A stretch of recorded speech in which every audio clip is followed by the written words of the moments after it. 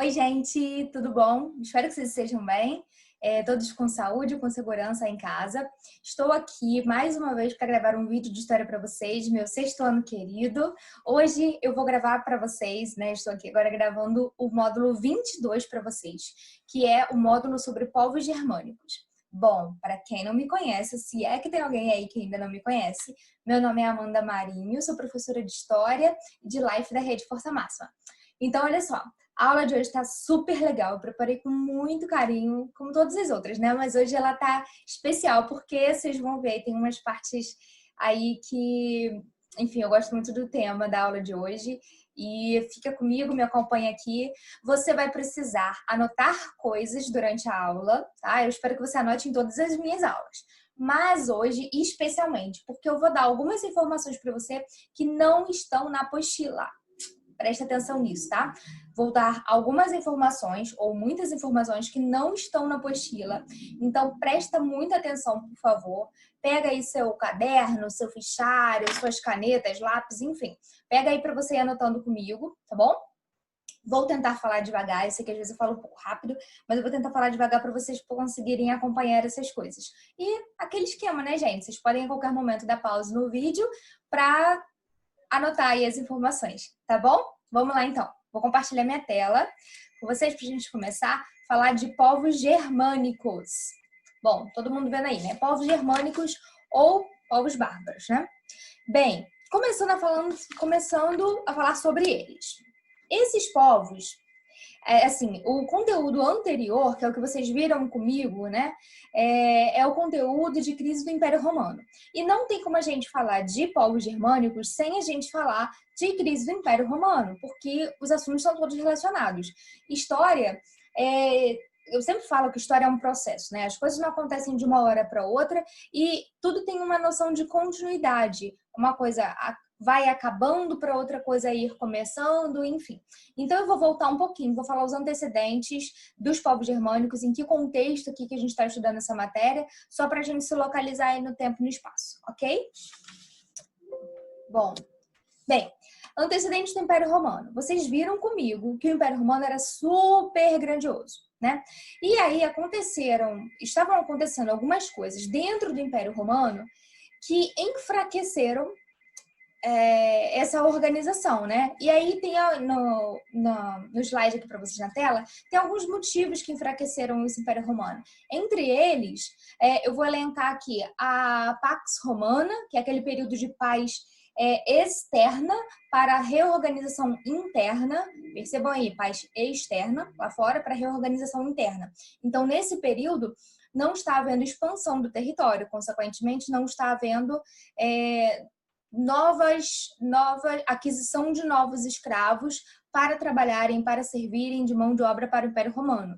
Então, se não está tendo escravo, está tendo um problema na questão da mão de obra, né? Eu expliquei essas questões todas para vocês no último vídeo, bem devagarinho, com passo a passo, então eu só estou repassando aqui, tá? Além disso tudo, alguns povos germânicos ou povos bárbaros estavam invadindo o território romano, tá? A gente vai falar já sobre povos romanos, germânicos e bárbaros aqui. Esses povos, outros povos que não tinham hábitos culturais, eram completamente diferentes dos romanos, começaram a invadir o território. E não é, se eu estou falando invasão, não estou falando de uma maneira pacífica, né? Invasão não é pacífica.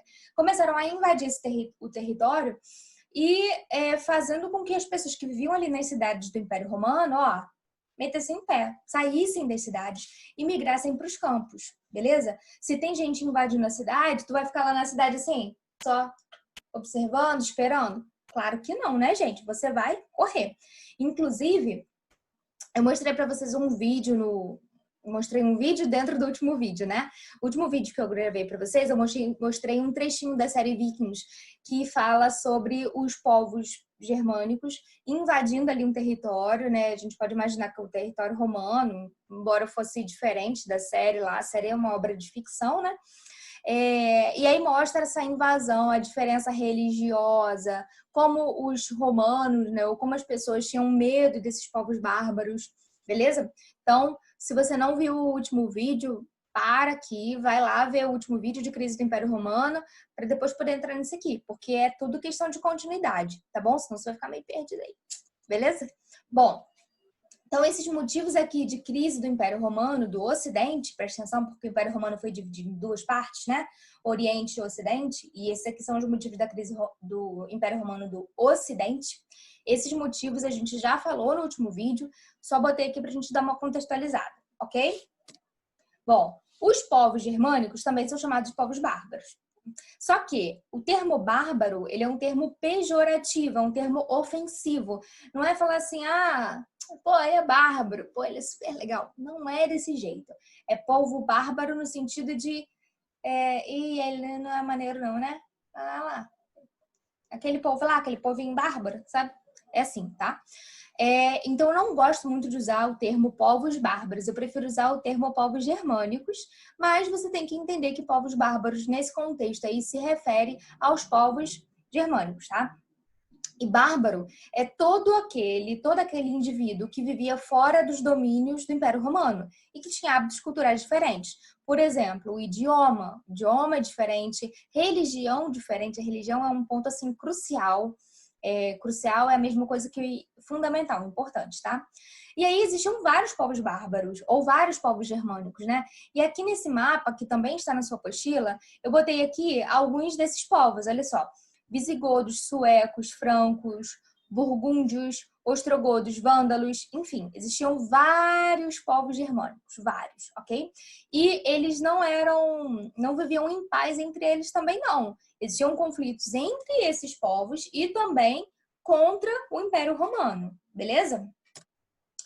Bom, como é que foi o começo aí dessa situação?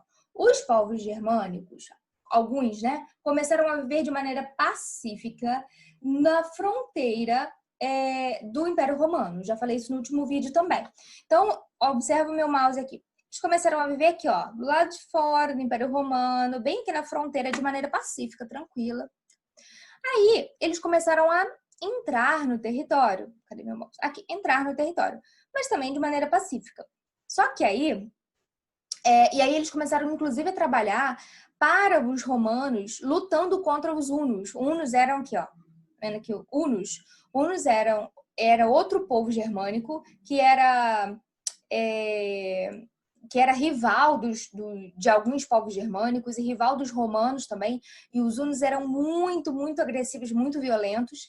E aí, por exemplo, os saxões, sei lá, os francos começaram a proteger o Império Romano contra os hunos. Sabe aquela história de o inimigo do meu inimigo é meu amigo? Mais ou menos isso.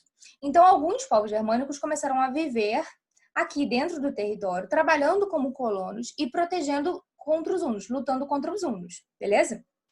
Mas alguns povos só. Só que assim, essa convivência pacífica, ela não dura muito tempo, porque como eu falei, são diversos povos. Cada hora vem um povo diferente invadindo o Império Romano. E esse Império Romano que já estava fragilizado, já estava fraco, por causa dos motivos que a gente falou anteriormente. Então, esse enfraquecimento do Império Romano só vai ser como é que eu vou dizer? Só vai aumentar, ou melhor, o enfraquecimento ele só vai piorar, vai ficar mais enfraquecido ainda conforme vão acontecendo essas invasões dos povos germânicos, ok? E aí que a gente fala que o Império Romano do Ocidente, que é esse aqui amarelinho, olha, que o Império Romano vai cair, ou vai entrar em decadência e vai acabar, tá? O Império Romano do Oriente, que é esse aqui, vai durar muito mais tempo ainda, tá bom? Mas não vem ao caso da nossa aula de hoje. Bom, características dos povos germânicos, características em comum. Falei para vocês que existiam vários povos, né? Então eu vou falar aqui de características em comum entre esses povos, beleza? Bom, eles praticavam agricultura e pecuária como formas de economia. Também existia o comércio e o artesanato, mas não era tão forte, tá? O mais importante ali era a agricultura e pecuária. Era uma economia de subsistência, no começo, assim, de você plantar para você sobreviver. Então, o comércio, ele era mais, assim, na parte de arquitetura. Tem um comércio de alimentos também, mas vai ser um pouco mais para frente, tá? No caso, historicamente falando. A cultura era baseada na tradição oral, ou seja, não existia a escrita. Assim como as leis, olha, vocês estão vendo aqui o direito consuetudinário, isso significa que era baseado na tradição. Tipo, minha avó falou para mim que não pode roubar, porque se roubar, a mão vai ser amputada, vão cortar a minha mão se eu roubar.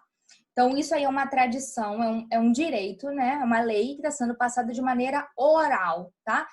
Dos mais velhos para os mais novos, porque não existia escrita. Entenderam isso? Então, tanto os hábitos culturais quanto as leis, elas eram transmitidas oralmente, falando, tá? Esses povos germânicos eram povos guerreiros, que valorizavam muito a guerra, as batalhas, valorizavam muito, muito, muito isso, tá? Era muito importante para eles. Então, todas as pessoas, inclusive as mulheres, não todas, assim, mas assim, todas as pessoas podiam aprender e deveriam aprender a lutar, tá? Inclusive as mulheres. A gente já viu em outras sociedades, né, por exemplo, na Grécia, que em Atenas, né, no caso, que as mulheres elas só tinham as funções ali domésticas. Não é a mesma coisa que no caso dos povos germânicos. As mulheres também aprendiam a lutar, tá bom? As sociedades, né, esses vários povos, eles eram guerreiros. A guerra, as batalhas era muito importante para esses povos, tá? Vocês já vão entender mais um pouquinho sobre isso. Bom, vamos falar agora de religião. E eu sei que vocês estão vendo essa imagem aí, que vocês estão se amarrando no Thor. Eu adoro a Marvel, já vi todos os filmes. O Thor é muito bonito também, né? Então ajuda a gente a gostar. Mas enfim, eu gosto muito da mitologia nórdica, por isso que eu falei que no começo do vídeo que era uma aula muito legal. Essa coisa dos deuses nórdicos me interessa muito, eu acho muito legal de aprender. E eu acho que vocês também. Pela minha experiência com o sexto ano, né? Bem, falando da religião desses povos germânicos, a religião era politeísta, porque eles acreditavam em vários deuses, né? Vocês sabem que monoteísmo é a crença em um deus só e politeísmo é a crença em vários deuses, beleza? Então, eles eram politeístas. E aí, os principais deuses, Odin, Thor, Freya e Loki, beleza? E eles acreditavam que existia uma espécie de céu dos deuses, que era Valhalla. Se escreve Valhalla, igual tá aí no slide para vocês, mas se fala Valhalla, tá? E esse céu dos deuses, né? Céu entre aspas, era mais ou menos, para eles era o seguinte, era um grande salão, porque eles tinham reuniões assim nos salões, já vou falar sobre isso. Era um grande salão onde tinha uma mesa com muita comida e bebida. Eles bebiam muito, uma espécie de cerveja, sabe? Na época. E aí, muita comida, bebida, e os deuses estariam ali ao redor da mesa. E os grandes guerreiros iam nesse grande salão, estariam lá comendo e bebendo junto com os deuses. Isso seria o céu dessa mitologia, né? A Valhalla, tá? E aí, como vocês sabem que eu adoro passar vídeo para vocês, eu trouxe aqui um videozinho do filme de Thor. Aqui vou mostrar 3 deuses, né? Esse aqui é o Thor, esse aqui é o Odin, visualmente, pelo menos, e a gente vai ver o Loki aí também. Não tem a Freya, na verdade a Freya ela não costuma aparecer nesses filmes, tá? Então, vamos assistir aqui e depois eu comento um pouquinho, tá bom? Vamos lá. Sim, é claro. A liberdade de serem massacrados. Esse aí é o Mjolnir. Bom, eu ando bastante ocupado vendo teatro. Eu frequento reuniões de segurança também. Vai me obrigar mesmo a isso? Isso o quê? Sabe que nada na medida de retornar aos meus dedos, nem mesmo seu rosto. Você ficou maluco? Você será executado por isso. Então verei do outro lado, irmão. Esse aí é o Odin. Eu desisto.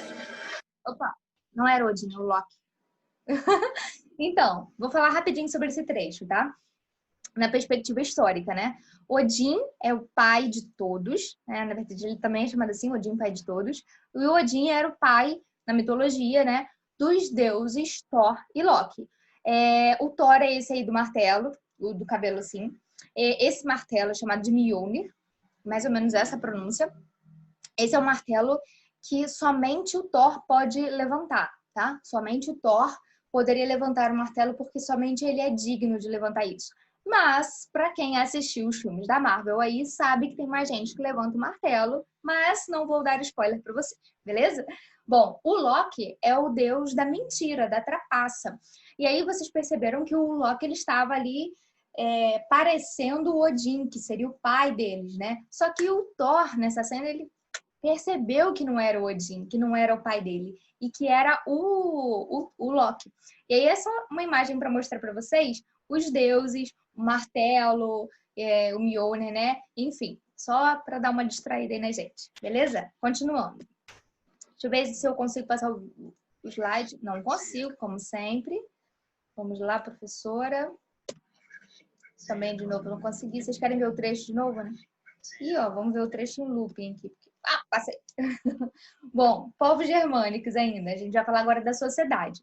A sociedade estava dividida da seguinte forma. Existia um chefe ou um rei que tinha essa função militar e religiosa, escolhida em assembleia. Tinha os nobres, né, que junto do rei eles estavam liderando essa organização, essa tribo, esse conjunto de indivíduos, essa sociedade. Homens livres, pertencentes aos clãs, soldados guerreiros, viu, como eu falei. Homens semi-livres, povos vencidos na guerra, mas que não eram considerados escravos. As pessoas podiam ser libertadas, assim, de acordo com a vontade dos nobres, do rei, né, enfim. E escravos, que eram prisioneiros de guerra ou filhos de escravos, ok? Só para vocês entenderem aí um pouquinho sobre essa sociedade.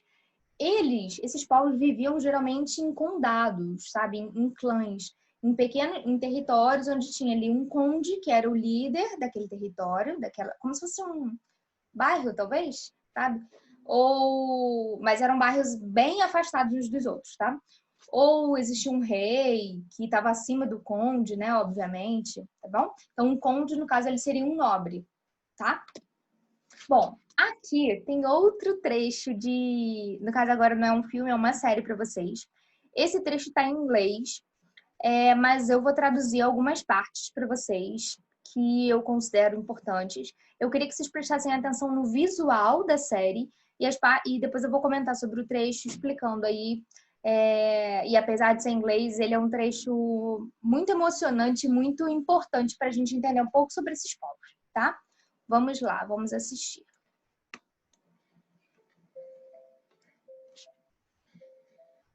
What is your name? Esse sentado aqui é o rei. Perguntou qual é o nome dele. Do you swear allegiance and fealty to me and esse aqui, ó, Ragnar. Um cara muito importante. Isso aqui é o grande salão, olha só, onde eles tomavam as decisões. Ó, tá jurando fidelidade ao rei pela pulseira dele. Pediu um favor. Falou, da próxima vez que você for viajar, eu quero ir com você. Aí todo mundo riu.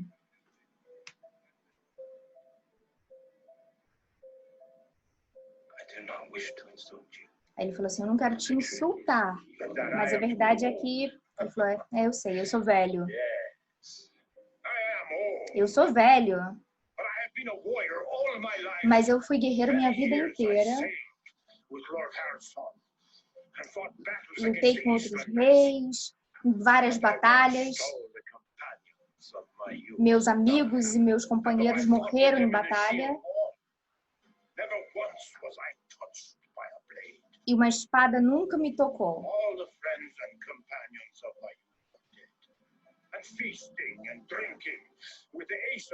Meus amigos e companheiros estão em companhia dos deuses, bebendo e comendo. E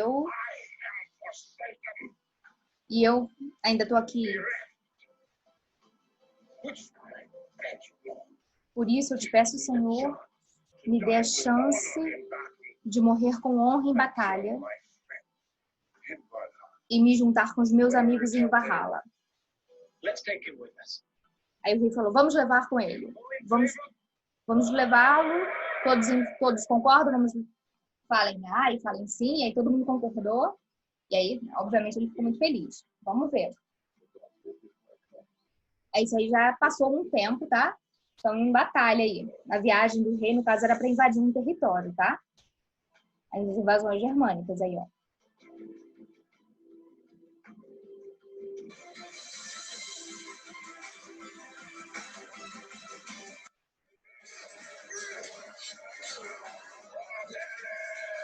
Aí ele gritou, Jane!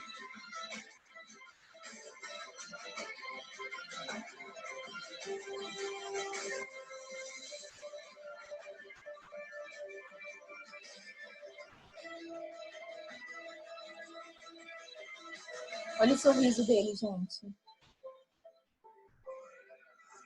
Aí ele falou, ó, Valhalla.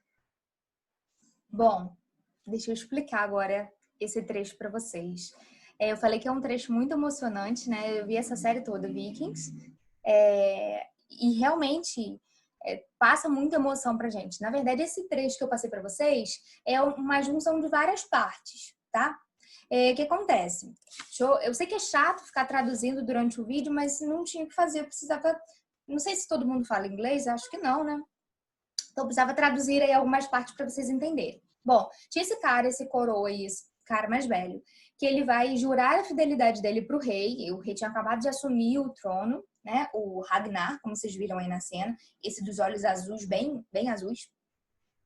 E aí, o cara, que esqueci o nome dele, ele vai jurar a fidelidade ao rei. E aí ele fala, rei, eu preciso te pedir um favor. Na próxima viagem que você fizer, eu quero ir junto. Aí o rei fala, olha, eu não quero te escutar, mas você é velho, né? Eu vou te levar na batalha, tipo, na viagem, na batalha, você é velho, sabe? Como você vai me servir na batalha?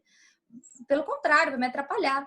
E ele fala assim, olha, eu sei que eu sou velho, só que é o seguinte, fui guerreiro a minha vida inteira, todos os meus companheiros, meus amigos morreram em batalha, todos eles já estão em Valhalla, bebendo e comendo com os deuses, e eu não. E eu ainda tô aqui, eu quero ir pra Valhalla, eu quero morrer com honra, eu quero estar lá junto com os deuses. Lembra que eu falei que eles eram um povo guerreiro? E aí o rei fala assim, tá bom, vamos, gente, levá-lo na nossa próxima viagem? E aí todo mundo fala, vamos, porque para eles morrer em batalha era uma coisa grandiosa, era uma coisa maravilhosa, sabe? Não é morrer de doença, sabe? Eles queriam morrer em batalha, lutando, porque se eles morressem em batalha, eles iriam para onde? Para o céu deles, né? No caso, para Valhalla, comer e beber junto com os deuses. E aí, quando ele é atingido, vocês veem que o Ragnar vai e mata lá o cara que deu uma espadada nele, né? E aí ele tem um sorriso, ele fala assim, Valhalla, tipo, tô indo pra Valhalla. E outra coisa, outro detalhe, era muito importante que essas pessoas que morressem em batalha, que eles morressem com uma espada, com a sua arma na mão. Porque se eles não morressem com a arma na mão, a arma deles, né? Um machado, ou uma espada, enfim, eles não iriam para Valhalla. Então eles tinham que morrer segurando alguma coisa. Não sei se vocês repararam, mas ali no final o Ragnar bota ele ali segurando a espada dele. Entenderam? Então vocês viram aí um grande salão, que era onde eram tomadas as decisões, né, do rei ali, a assembleia dos nobres. Embora o rei fosse a pessoa mais importante, quem tomava as decisões, mas as outras pessoas também votavam, uma espécie de votação, tá? Quando ele fala assim, aí, vamos levá-lo na batalha, todo mundo fala, ai! Aí é tipo, sim, tá? Aí, né? Ai, de machucado não. Entenderam? Vamos lá, vamos seguir. Ainda tem muita coisa para falar para vocês. Bom, agora a gente vai falar dos reinos. E essa aqui é a parte que eu quero que vocês prestem mais atenção. Porque não tem na apostila essa parte aqui. Não tem, tá? Conteúdo extra que eu tô dando aqui. Embora tenha na apostila falando sobre os povos francos, godos, ostrogodos, enfim. Eu vou contar um pouquinho para vocês sobre esses povos. Algumas características um pouco mais aprofundadas do que está na apostila. Esse conteúdo eu acho que vocês vão ver no começo do ano que vem, não tenho certeza. Ou se já vai entrar em feudalismo, não me lembro. Mas, de qualquer jeito, vocês ainda vão ver esse conteúdo com mais profundidade lá no ensino médio, tá? A gente está indo devagarinho, mas eu queria que vocês prestassem atenção. Bom, a gente vai falar agora do Reino Franco, que desses reinos germânicos é o reino mais importante. O Reino Franco ele teve duas dinastias, a dinastia dos Merovingios e a dinastia dos Carolíngios, tá? Vamos lá falar algumas características. O Clovis, que era um rei franco, ou seja, um rei germânico, ele, embora os germânicos fossem politeístas, como a gente já falou, ele se converte ao cristianismo e ele funda a união, né? Ele dá início ali à união entre o reino franco e a igreja, tá? Isso vai ser bom tanto para a igreja católica quanto para o reino franco, vai ser bom para ambos os lados. Então ele se converte ao cristianismo é batizado, como vocês estão vendo aí nessa cena, e dá início a uma expansão do reino franco, ok? Depois, a gente já tem, tem outros reis no reino merovingio, tá? Na dinastia merovingia, mas foca aqui no carolíngio agora. Agora a gente vai falar da dinastia carolíngia. Nessa dinastia a gente tem Pepino o Breve, que é esse aqui da imagem. Na época era comum que a pessoa tivesse um outro nome, sei lá, Pepino o Breve, Luís o Piedoso, tá? Pepino Breve, ele já foi coroado pelo Papa. Olha só, mostrando aquela aliança entre rei, entre povo franco e igreja, e catolicismo ou cristianismo, tá bom? E o Pepino, ele dá início a essa dinastia carolíngia. Após o Pepino, a gente tem Carlos Magno. Carlos Magno é bem famoso, né? Vocês já ouviram falar do Carlos Magno. Ele expande ainda mais o território, conquistando outras regiões, e ele é coroado imperador do Ocidente. Prestem atenção. Lembra que a gente falou? Império Romano do Ocidente caiu e não o Império Romano do Oriente, quando ele foi dividido lá muito tempo atrás, né? Se não me engano, 375. E aqui a gente está no ano de 800. No ano de 800, Carlos Magno foi coroado imperador do Ocidente. Esse Império Romano aqui que teria caído diante daqueles vários fatores que a gente viu lá no comecinho do vídeo, tá? Aqui não tem mais Império Romano do Ocidente, já foi desfacelado, beleza?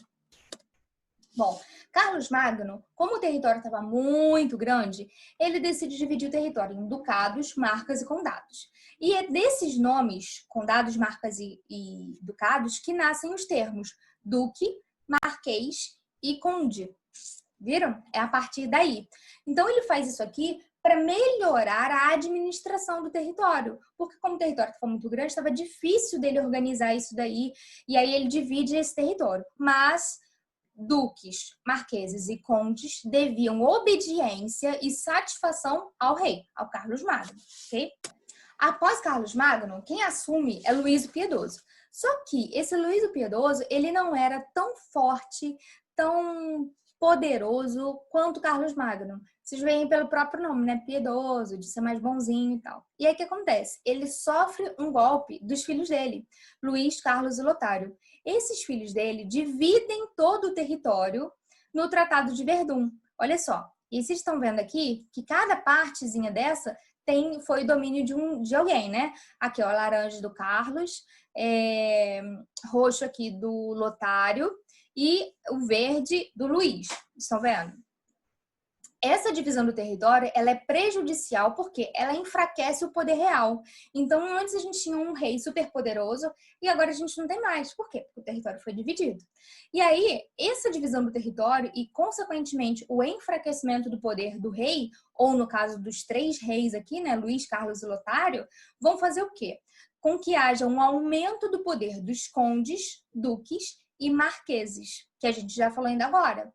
Aqueles condes, duques e marqueses que deviam obediência ao rei, no caso, quando foram criados lá pelo Carlos Magno, com o passar do tempo, após a divisão do Império Carolíngio ali no Tratado de Verdun, esses condes, duques e marqueses vão aumentar o seu poder e vai, consequentemente, enfraquecer o poder do rei.